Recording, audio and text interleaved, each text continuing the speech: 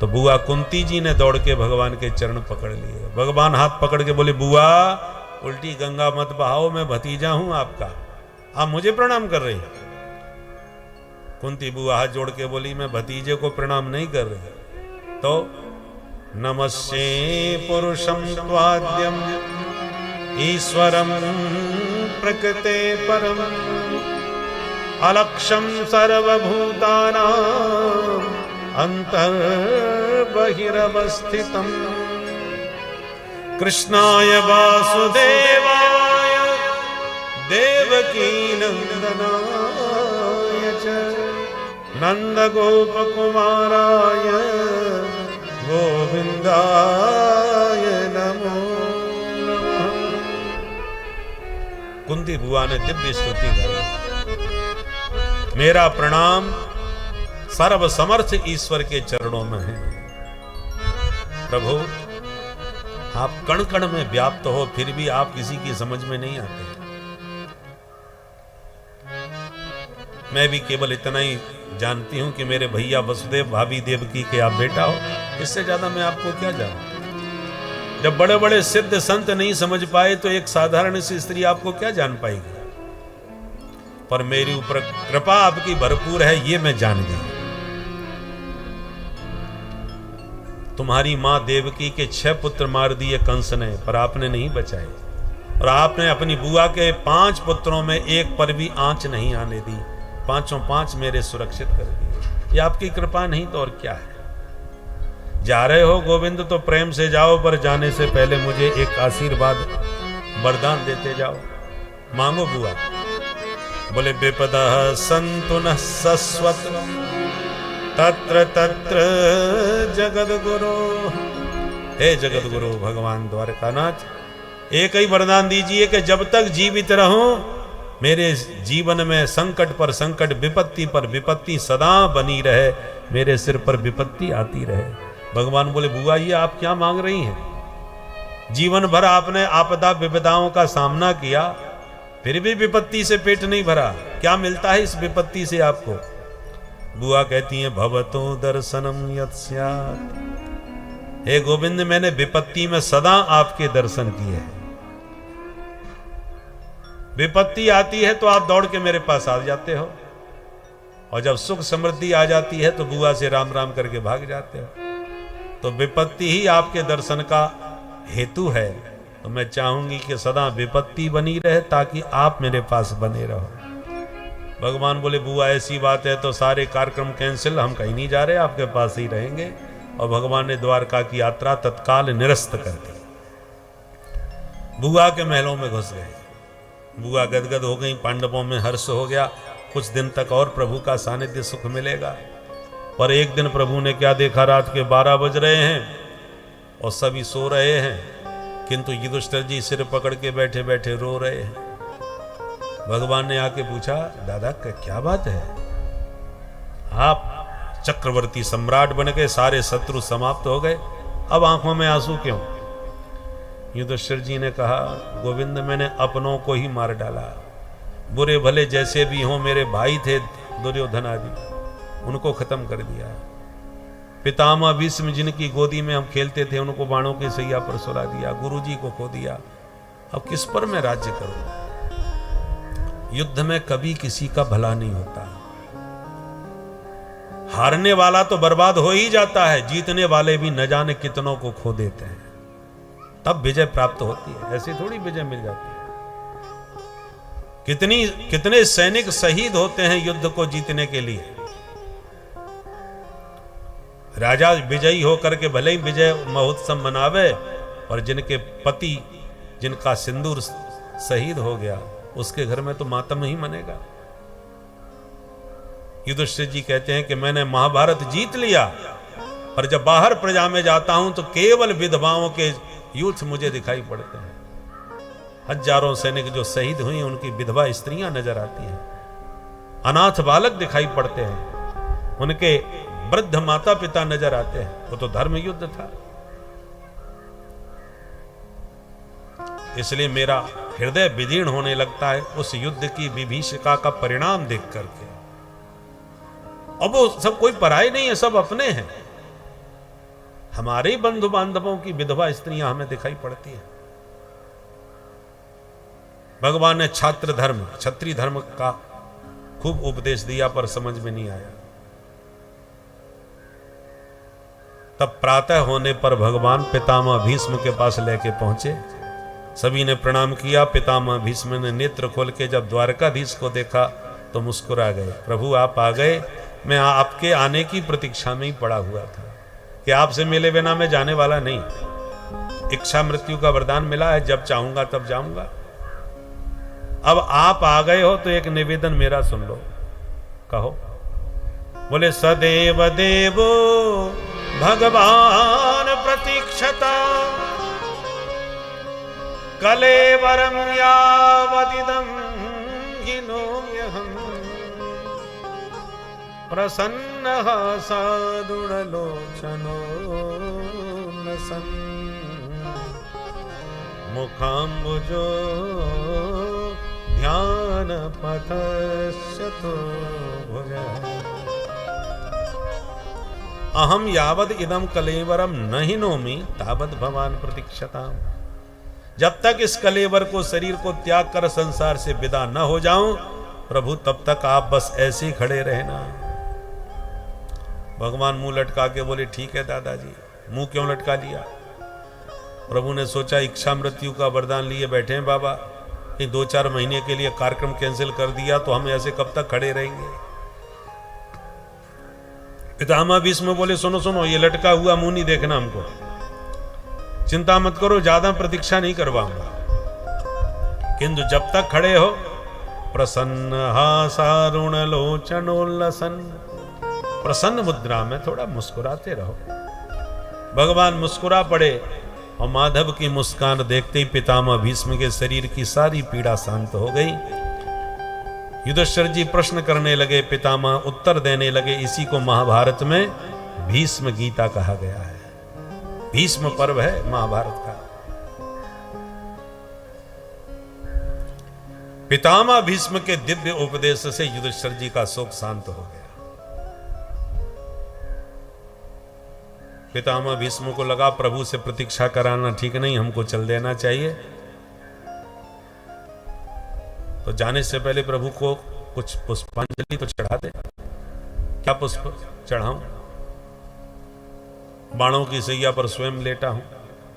तब पुष्प ताग्रा छंद में बहुत प्यारी स्तुति करते हुए शब्द सुमन प्रभु के चरणों में समर्पित किए।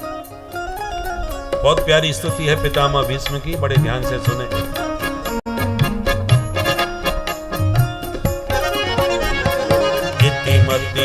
कल्पिता वितृष्णा भगवती सात्वत पुंगवे विभूमि स्वसुख मुपगते क्वचित् हर प्रकृति मुपेयुषि भव प्रवाहे त्रिभुवन कमनं तमाल वर्णं रविकर गौरवराम्बरं ददाने कपुरल ककुलावृताननाद्यं विजय सकीर्तिरस्तु मे नमत्या युधितोर कर जो विधुम्र वेश्वक कचरोलितश्रमवार्यं कृतास्ते मम निशित शिरैर्विभेद्यमान वचविलसत्कवचेस्तु कृष्ण आत्मा सपति सखी बचो निसंग मध्य निज परयोर बलयोरथं निवेश्य स्थित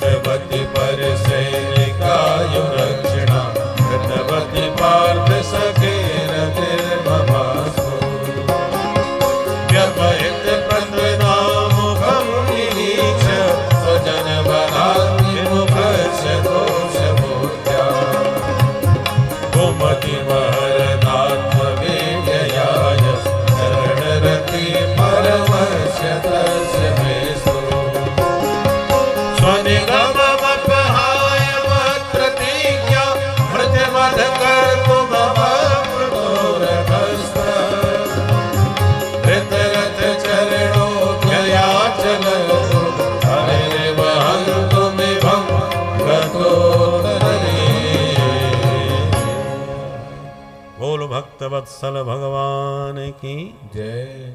इसको भीष्म स्तुति कहते हैं। प्राय अथ शब्द से शुभारंभ होता है, इति शब्द पर विराम किया जाता है, और भीष्म बाबा ने स्तुति इति से प्रारंभ करी। इति मति रूप कल्पिता वितृष्णा। क्यों? पितामह भीष्म कहना चाहते हैं, प्रभु अब मैं जो आपसे बोल रहा हूं ये मेरे अंतिम वाक्य हैं, मेरे शब्दों की बस इति, इसके आगे मुझे कुछ बोलना नहीं। और सिर्फ शब्दों की इति नहीं है, मेरी इन श्वासों की भी इति, इस जीवन की इति, और आपका मुख कमल निहारने के बाद जब शरीर छोड़ूंगा तो ये भी गारंटी है कि हमेशा के लिए आने जाने की भी इति। अब दोबारा संसार में आना भी नहीं है। पर इन सब का इति करने से पहले एक निवेदन आपके चरणों में है। क्या? मैं अपनी बेटी को कुंवारी छोड़ के मरना नहीं मर चाहता। बिटिया के हाथ पीले करा दो प्रभु, फिर भले ही संसार से मैं चला जाऊं। भगवान बोले, बाबा हाथ तो तुम्हारे ही पीले नहीं हो पाए, तुम किस बेटी के विवाह की बात कर रहे हो?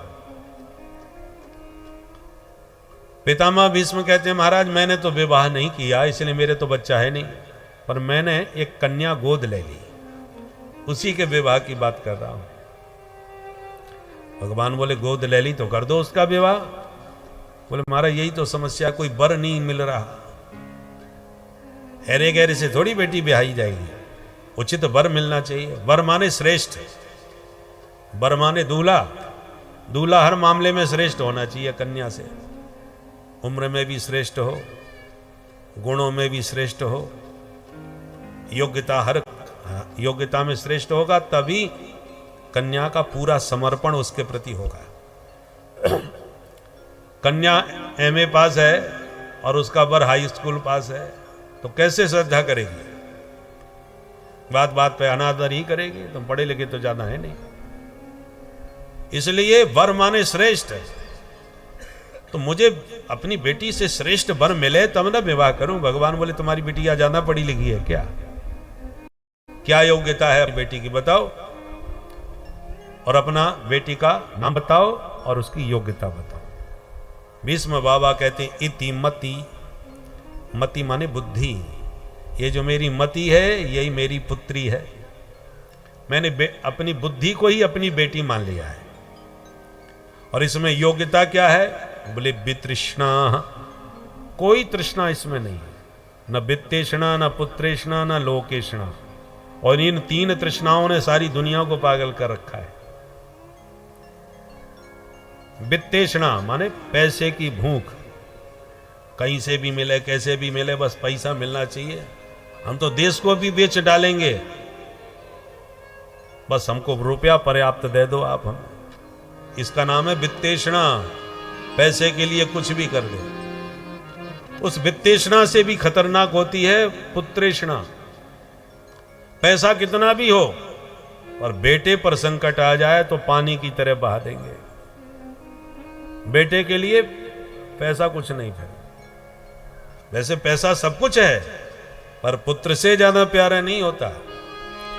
कितना भी पैसा ले लो, पर मेरे बेटे को कुछ बना दो या इसका कुछ भला कर दो। ये पुत्रेषणा बहुत खतरनाक होती है। बेटा चाहे पप्पू ही क्यों ना हो, देश को चाहे कहीं भी ले जाए, परंतु पीएम वही बनाया जाए। बोलो राधे राधे राधे राधे। ये पुत्रेषणा बहुत खतरनाक होती है। ये जानते हुए भी धृतराष्ट्र जान रहा था कि मेरा बेटा कितना दुष्ट है दुर्योधन, फिर भी उसके लिए उसने महाभारत तो करवा दिया, पर बेटे को नहीं समझा पाया।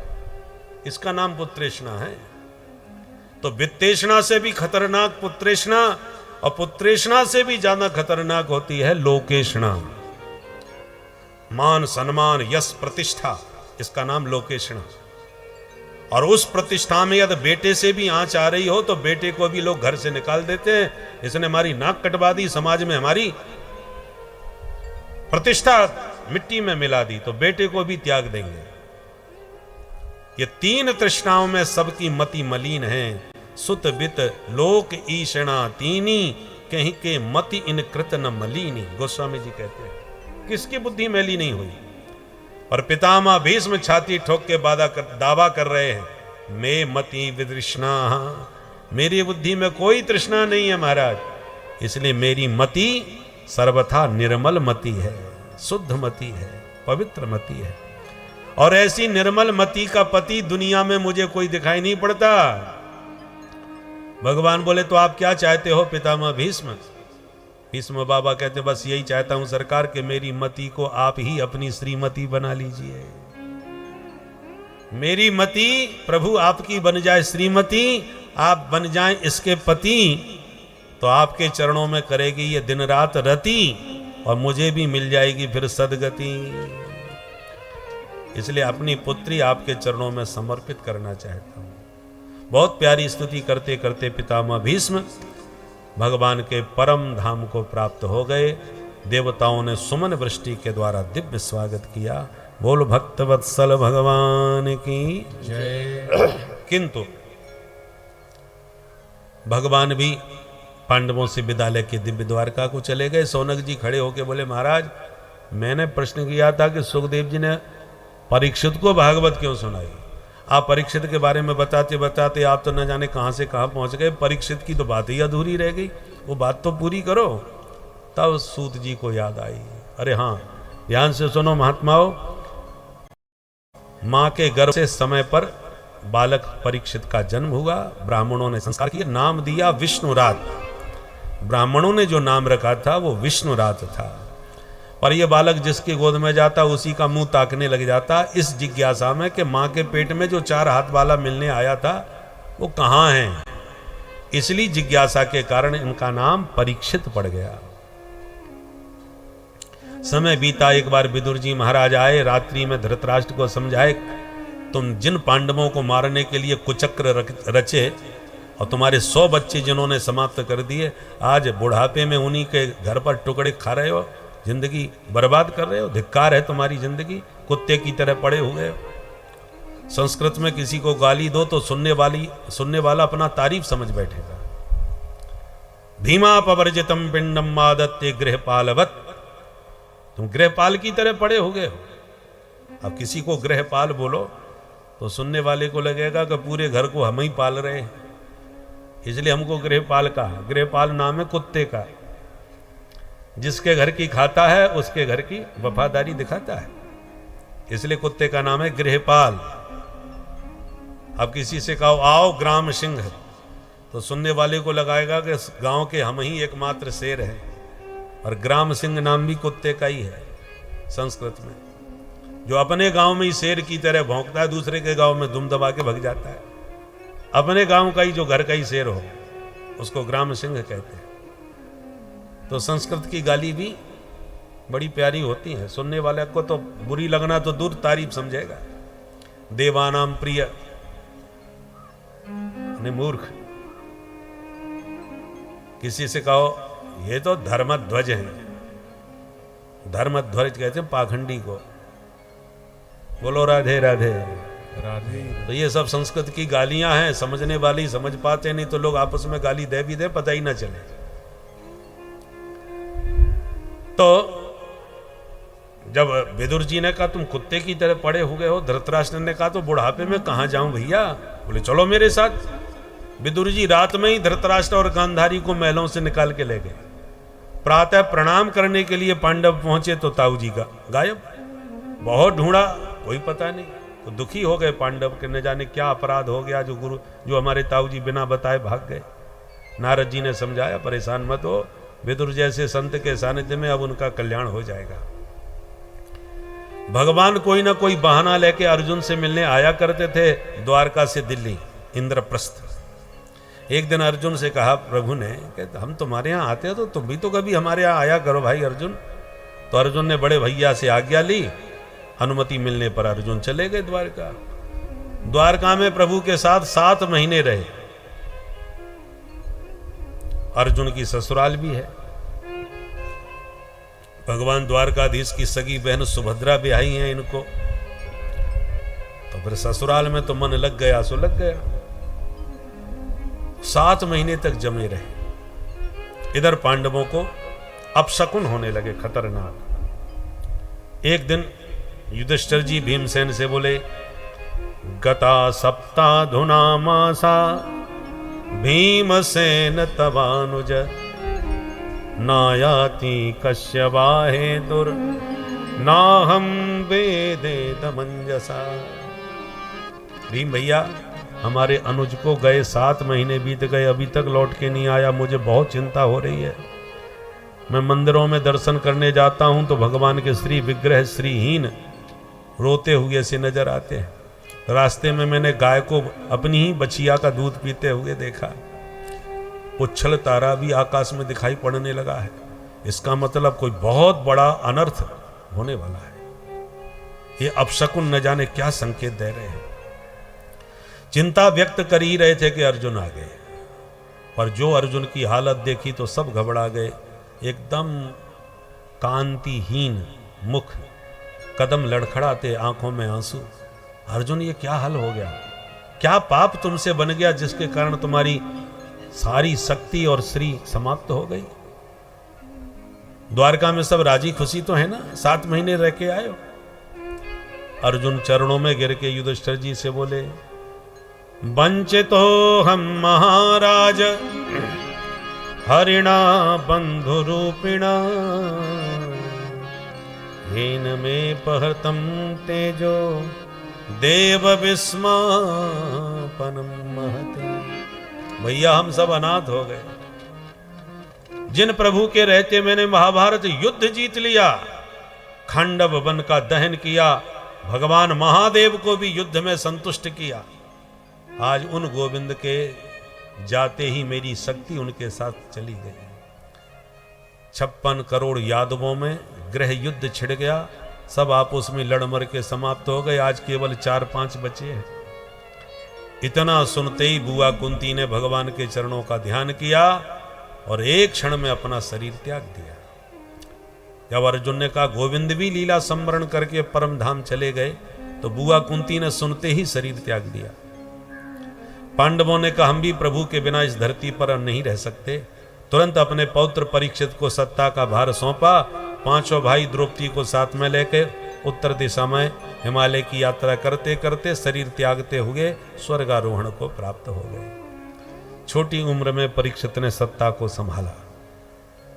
एक दिन परीक्षित प्रजा का मन जानने के लिए कि प्रजा मेरे प्रति क्या सोचती है, भेष बदल के निकले।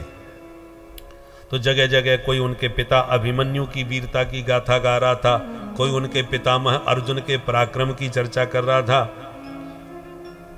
परंतु एक स्थान पर क्या देखा कि एक गाय और बछड़े को एक दुष्ट बुरी तरह मारता पीटता, पैरों से ठोकर मारता हुआ जा रहा था।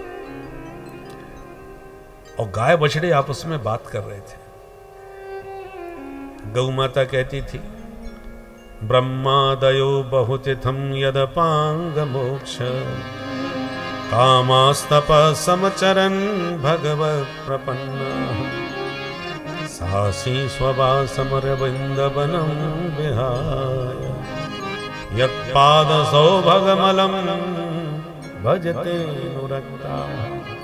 वत्स, जिन गोविंद के चरण कमलों का निरंतर ध्यान चिंतन और सेवा में श्री लक्ष्मी लगी रहती है, जिस लक्ष्मी की कृपा कटाक्ष को ब्रह्मादिक देवता तरसते हैं, वो लक्ष्मी जिन चरणों को पलोटती है, वे ही प्रभु के पादारविंद हमको अनाथ करके चले गए।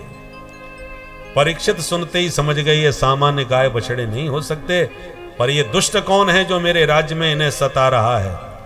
तुरंत ललकारते हुए तलवार निकाल के परीक्षित चले। हे दुरात्मन, खड़ा रहे। तू कौन दुष्ट है जो गौ माता पर हाथ उठा रहा है?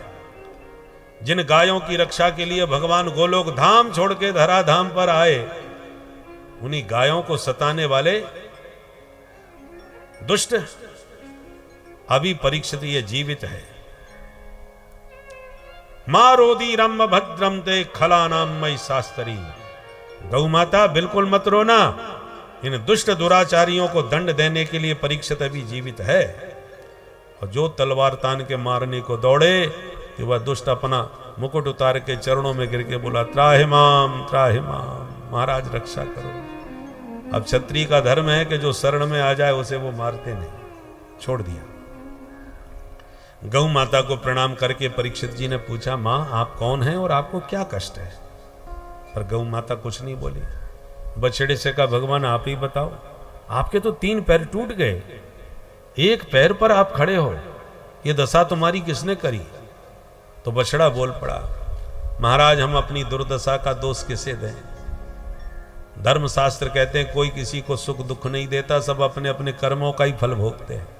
और वही शास्त्र ये भी कहते हैं कि उस ईश्वर की इच्छा के बिना पत्ता भी नहीं हिलता। अब आप ही बताओ हम किसको दोष दें, अपने कर्मों को या ईश्वर को? इसलिए हम किसी को दोष देना नहीं चाहते। महाराज परीक्षित बोले, आपकी भाषा ने आपका परिचय दे दिया कि आप साक्षात धर्म हैं। धर्म के 4 पैर होते हैं, सत्य तप दया शौच। आज केवल सत्य के ऊपर धर्म टिका है, बाकी 3 पग खंडित हो गए। मैंने आपको पहचान लिया, आप धर्म हैं। और ये गौ माता साक्षात धरा देवी है, धरती माता, जो भगवान के वियोग जन्य ताप में दुखी हो रही है।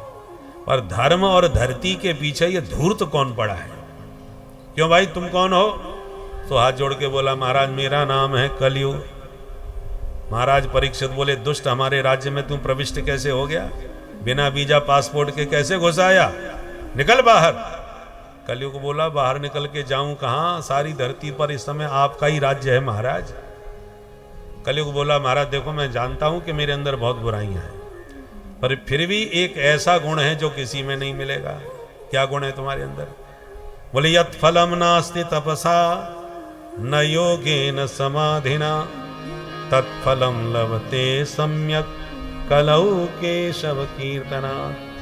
अन्य युगों में तपस्या करके यज्ञ करके दान दे के जो फल मिलता है वो मैं केवल हरिनाम संकीर्तन से ही जीवों को उपलब्ध करा देता हूं। ये मेरी विशेषता है। और साथ ही साथ मुझे आरक्षण भी मिला हुआ है महाराज सरकार से। क्या आरक्षण मिला है? बोले, मानस पुण्य हो ही नहीं पापा। कलयुग की विशेषता है कि मन से भी शुभ कर्म का चिंतन करो तो शुभ कर्म का फल मिल जाएगा, और मन से कोई पाप बन जाए तो कोई दंड नहीं है। माने मानसिक पाप का कोई दंड नहीं, और मानसिक पुण्य बन जाए तो उसका पूरा फल मिलेगा। ये कलयुग में ही केवल चमत्कार है, और ये आरक्षण केवल भगवान ने कलयुग को दिया है। क्योंकि कलयुग में प्राय लोगों का मन इतना मलिन हो जाएगा, पाप पयो निधि जन मन मीना, पाप में सदा डूबा रहेगा मन, तो मानसिक पापों का दंड कब तक देंगे भगवान? इसलिए भगवान ने कहा पाप तो करने पर ही दंड मिलेगा, और मन से भी तुम पुण्य कर लो तो उसका फल मिल जाएगा, और मानसिक पाप बन जाए तो कोई दंड नहीं। ये आरक्षण केवल कलयुग में है। इसलिए भैया तन से कुछ न बने तो मन से ही कुछ अच्छे काम कर लो। भगवान शंकराचार्य जी कहते हैं कि भोले बाबा आपके लिए भव्य देवालय बनावाना मेरे बस की बात नहीं, इसलिए मैंने इस देह को आपका ही देवालय मान लिया है, और इस देह रूपी देवालय में आत्मा के रूप में आपको बैठा लिया है। और मेरी जो मति है यही आपकी श्रीमती भवानी पार्वती जी हैं, बुद्धि के रूप में पार्वती जी हैं, और ये जो पंच प्राण है मेरे शरीर में यही आपकी पंचायत है, श्रृंगी भृंगी नंदी आदि जो गण है, ये 5 पंचायत पंच प्राण है। और मैं आपकी पूजा कैसे करता हूँ? दिन भर में जो खाता पीता हूँ यही आपके पूजन की सामग्री है जो इस देवालय में चढ़ाता हूँ। दिन भर में जो घूमता हूँ यही आपकी परिक्रमा लगाता हूँ। दिन भर में जो बातें करता हूँ यही आपके स्तोत्र पाठ हैं, स्तुति गान करता हूँ। और तान दुपट्टा सो जाता हूँ यही आपकी समाधि है।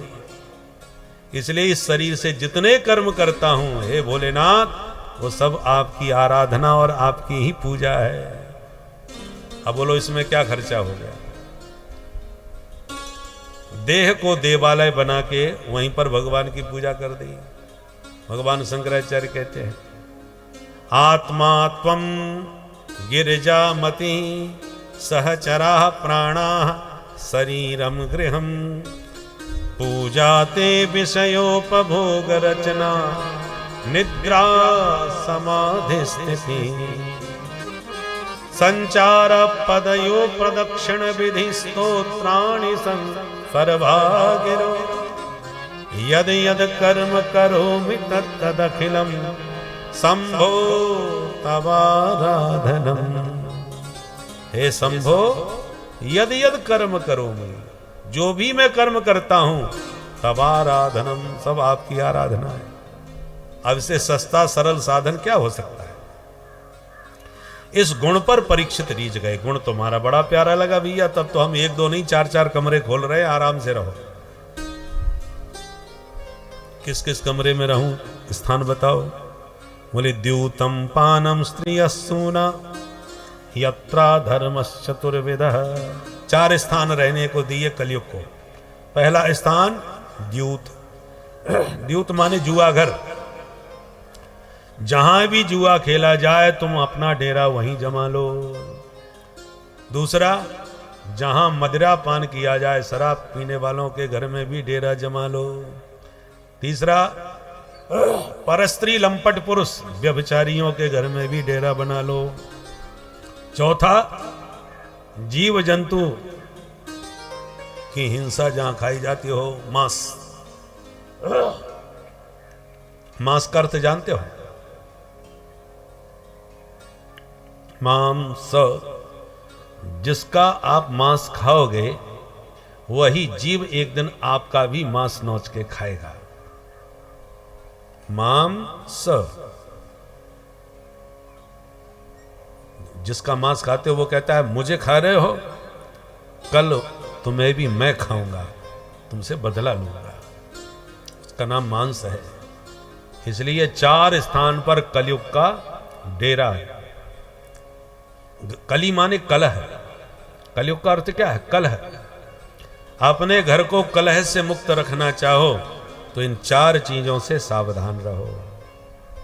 कभी भी घर में कोई किसी प्रकार का जुआ नहीं होना चाहिए, मदिरा नहीं आनी चाहिए, व्यभिचार का कोई कारण नहीं बनना चाहिए, और जीव जंतु की हत्या नहीं होनी चाहिए। माने कि उनका कोई प्रकार से नॉनवेज नहीं है। सफेद जो आलू रखे रहते हैं ना फ्रिज में, ये कलयुग के केंद्र हैं। सफेद आलू समझ गए ना? बोलो राधे राधे। राधे राधे। संडे हो या मंडे, उनसे बचिए, नहीं तो घर में रहेंगे कलयुग के झंडे। इस प्रकार से कलयुग को 4 स्थान दे दिए परीक्षित ने। कलयुग बोला महाराज कम से कम एक गुण मेरा प्यारा लगा तो एक तो अच्छा सा स्थान दे दो मुझे रहने को। सब उठ पटांग स्थान दे दिया आपने। परीक्षित ने कहा मांगो क्या चाहिए? तो पुनश्च याचमानाय जात रूप मदात प्रभु, केवल मुझे स्वर्ण में निवास और मिल जाए महाराज। बोले अच्छा चलो दिया, सोने में भी निवास दे दिया। तो सोने का मतलब क्या है? स्वर्ण संपदा को अर्थ संपदा कहा जाता है। अर्थ माने धन। तो जो 2 नंबर का पाप की कमाई का जो धन है उसमें कलयुग का वास होता है। जो शुद्ध मेहनत का परिश्रम का जो धन है वो तो साक्षात लक्ष्मी का स्वरूप है। दोनों स्वरूप हैं धन के। लक्ष्मी का स्वरूप भी है और कलयुग का भी स्वरूप है। धातु नाम अस्मि कांचनम, भगवान विभूति योग में कहते कंचन तो मेरा स्वरूप है, परंतु पाप के द्वारा जो कमाया हुआ धन है वो कलयुग का स्वरूप है, कलयुग का वास है। परीक्षित गौ माता को प्रणाम करके अपने महलों में चले गए। पर एक दिन महाराज परीक्षित शिकार खेलने के लिए निकले और रास्ता भटक गए जंगल में। भूखे प्यासे दिन भर के परीक्षित भटकते भटकते समीक मुनि के आश्रम में पहुंच गए। बहुत आवाज लगाई पर कोई जवाब नहीं मिला। तो झोंपड़ी में झांक करके भीतर देखा तो महात्मा ध्यान मग्न बैठे थे। राजा को लगा कि मेरे स्वागत से बचने के लिए समाधि का नाटक कर रहे हैं महात्मा। तो मरा हुआ सांप दिखाई पड़ा, धनुष से उठा करके परीक्षित ने समीक मुनि के गले में लपेट दिया। पर समाधि तो सच्ची थी, इसलिए महात्मा को तो कोई फर्क नहीं पड़ा। पर यह दृश्य एक बालक ने देख लिया और उसने दौड़ करके समीक महाराज को बता दिया। महाराज समीक महाराज का एक बेटा था, उसको बताया कि वत्स तुम्हारे पिता के गले में मरा सांप डाल दिया परीक्षित ने। जो ये बात सुनी तो ऋषि कुमार क्रोध में भड़क गया और कौशिकी नदी का जल अपनी अंजलि में लेके परीक्षित को भयंकर शाप दे दिया। इति लंघित मर्यादम तक्षकः सप्तमे हनि दंशति स्म कुलांगारम नोदितो में तदद्रोहम। अरे कुलांगार, तूने मेरे पिता का सर्प के द्वारा अपमान किया तो मैं शाप देता हूं परीक्षित, आज से ठीक 7वें दिन तुझे तक्षक नांग डसेगा। बाघ वज्रम विससर्जः। ब्राह्मणों की शक्ति वाणी में होती है और क्षत्रियों की शक्ति अपने बाणों में होती है। जो काम बाण करता है वही ब्राह्मण की वाणी करती है। चाहे शाप दे चाहे आशीर्वाद दे। आशीर्वाद कल्याण कर देता है और शाप बर्बाद कर देती है। ब्राह्मण की वाणी में ही शक्ति होती है। और ब्राह्मण की वाणी में वो शक्ति कब आती है? जब संध्या करके गायत्री की उपासना करता है, तब वाणी में शक्ति जागृत होती है। समीक मुनि को जब यह पता चला कि मेरे बेटे ने शाप दे दिया तो बड़े दुखी हो गए। बेटा, तूने घोर अनर्थ कर दिया। अब इस देश को परीक्षित जैसा धर्मनिष्ठ धर्मात्मा राजा कभी नहीं मिलने वाला। अब तो इस देश को जितने राजा मिलेंगे सब धर्मनिरपेक्ष ही मिलेंगे। धर्मात्मा राजा का दर्शन इस राष्ट्र को अब दुर्लभ हो जाएगा। अपने शिष्य को भेज करके परीक्षित को इस सारी घटना से अवगत कराया। जो परीक्षित को पता चला कि 7वें दिन मेरा मरना पक्का हो गया तो सबको छोड़ करके गंगा के किनारे भोजन पानी छोड़ करके बैठ गए परीक्षित। ऋषि महर्षियों को पता चला तो हजारों महात्मा दौड़ दौड़ के आने लगे परीक्षित को सांत्वना देने के लिए।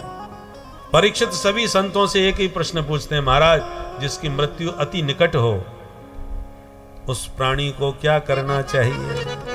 परीक्षित प्रश्न कर ही रहे थे संतों से, इतने में साक्षात व्यासनंदन परमहंस परिव्राजकाचार्य भगवान सुखदेव जी प्रकट हो गए। बोलो सुखदेव भगवान की जय।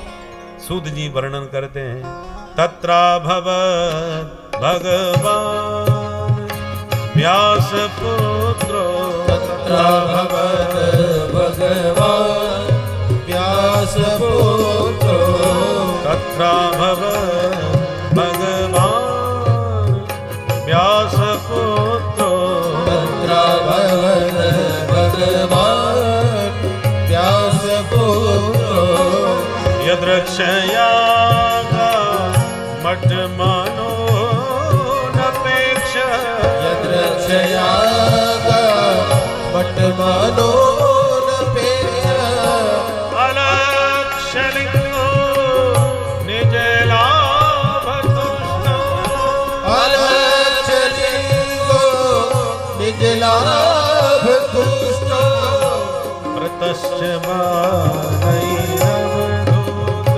वेश, प्रतश्च बालैरवधूत वेश, तत्र भगवान व्यास पुत्रो, तत्र भगवद भगवान व्यास पुत्रो, तत्र भगवान तत्र भगवान तत्र भगवद भगवान। बोल सुखदेव भगवान की जय। भगवान व्यासपुत्र अभवत।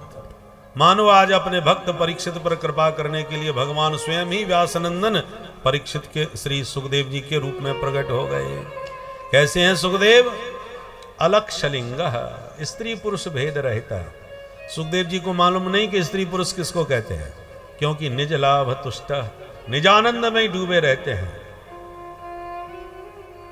छोटे छोटे बालक इनको दिगंबर अवस्था में जब देखते हैं तो पागल समझ के इनके पीछे पड़ जाते हैं। नंगा बाबा आ गया, पागल बाबा आ गया, हल्ला मचाते, ताली बजाते, बच्चों की भीड़ पीछे लग जाती है। इतने सुंदर हैं सुखदेव जी महाराज कि कई सुंदरियां इनकी सुंदरता पर दीवानी होकर इनके पीछे पड़ जाती हैं। पर सुखदेव जी इतने बड़े अवधूत हैं कि कोई उनका उपहास उड़ा रहा है या उनसे कोई अनुराग कर रहा है, उन्हें दोनों से कोई मतलब नहीं। अपने शरीर की ही सुध बुध नहीं। 16 वर्ष की उम्र है और उम्र कैसे बता रहे, तम द्वष्टि वर्षम, कितनी उम्र थी, अष्टद्वी वर्षम, 8 दूनी 16। तो अष्टद्वी क्यों कहा, सीधे 16 क्यों नहीं कह दिया? बोले षोडशीय कहने पर 16 वर्ष की उम्र में बच्चों में प्रकृतिजन्य प्राकृतिक विकार बहुत सारे पैदा हो जाते हैं, काम क्रोध आदि। और सुखदेव जी हैं निर्विकार, इसलिए कहते हैं अष्टद्वी। शरीर भले ही 16 साल का है पर स्वभाव बिल्कुल 8 वर्ष के बच्चों जैसा है।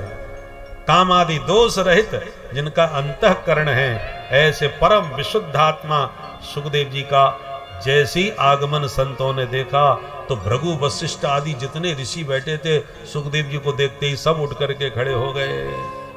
परीक्षित समझ गए ये बालक कोई साधारण नहीं हो सकता, जिसके स्वागत में ऐसे दिग्गज महात्मा खड़े हो गए। तो परीक्षित ने भी प्रणाम किया, आसन दिया, पूजन किया।